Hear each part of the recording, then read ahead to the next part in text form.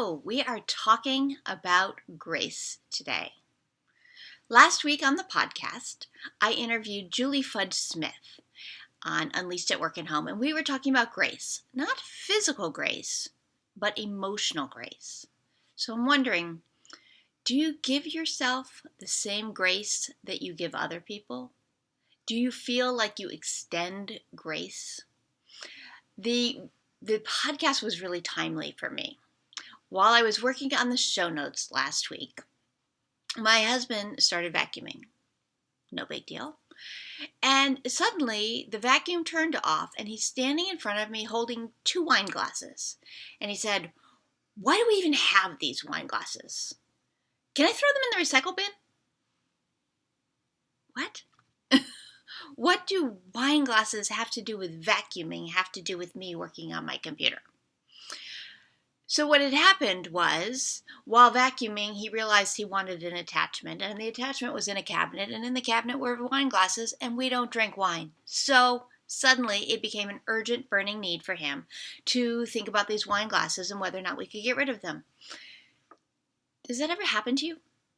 Where you're engaged in one thing and then something hijacks you and all of a sudden you're in a different situation entirely? Well, that's what happened to me. And I had to sort of stop and check in with myself because my first reaction was annoyance. I'm working. I'm very busy here right now. And you're talking about wine glasses. And we have been married 32 years. So why now? Why are these wine glasses the urgent, important thing to talk about now? And then, side note, why would you throw them in the recycle bin? Perhaps someone else might like them? Gift the world. But I had to take this moment and stop and think, like, how do I want to respond here? How do I want to be? So it was really funny because it was the perfect moment for me to stop and think about grace. And what would grace be in this moment? So in that case, I made a choice to stop working and then go deal with all of the crazy questions my husband had about the contents of the cabinet, which clearly had become a priority.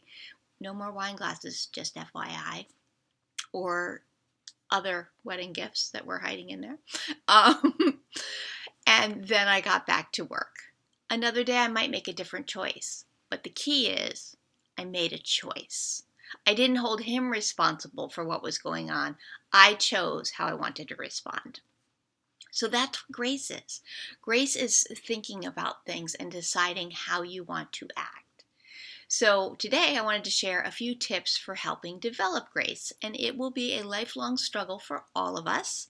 None of us is going to be completely graceful in all moments of our lives, but we can all develop more grace.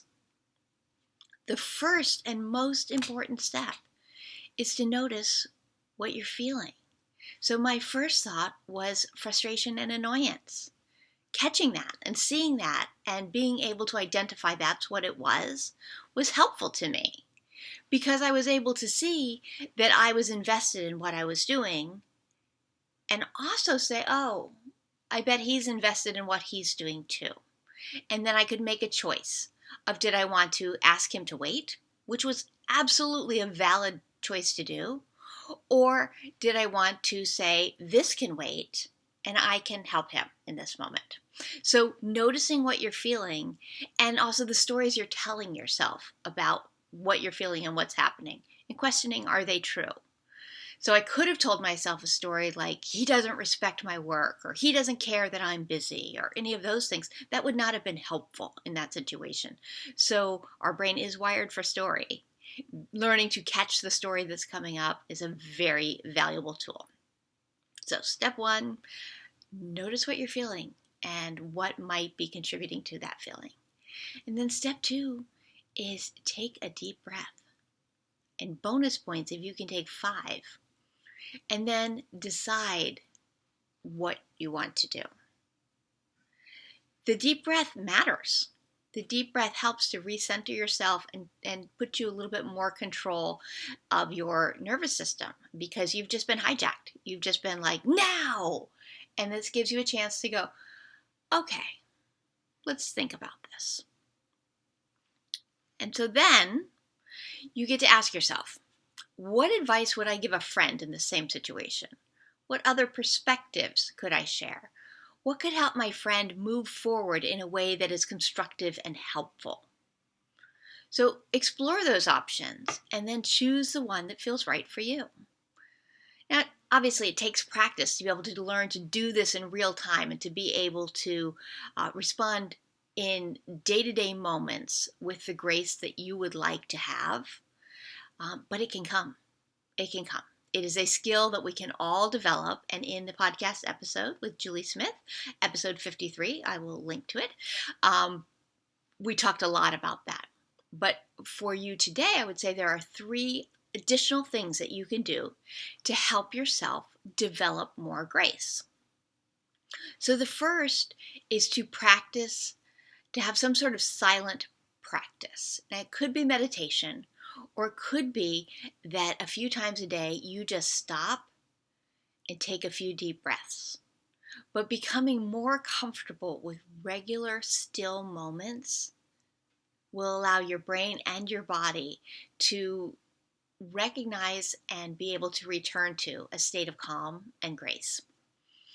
The second tip would be journaling. The act of exploring your thoughts mentally and then putting them down on paper is incredibly valuable because it uses a different part of your brain and it helps you learn to notice, name, and navigate the emotions that you're experiencing. And the third tip is coaching. Coaching can be a very helpful way of providing a framework to explore your life and the situations that you encounter with someone else. So if coaching is of interest to you, you can always schedule a free call with me at colleenpilar.com/coaching. Just check it out. Try it. See what you think. But to summarize, you don't have to have grace naturally. A lot of us have nervous systems that have been sort of trained and triggered to be always on alert. But you can develop grace. You can develop more grace and extend it to others in your life. But the real key is learning to extend it to yourself. So try these tips, and I hope you'll be feeling lots more grace very soon, my friend.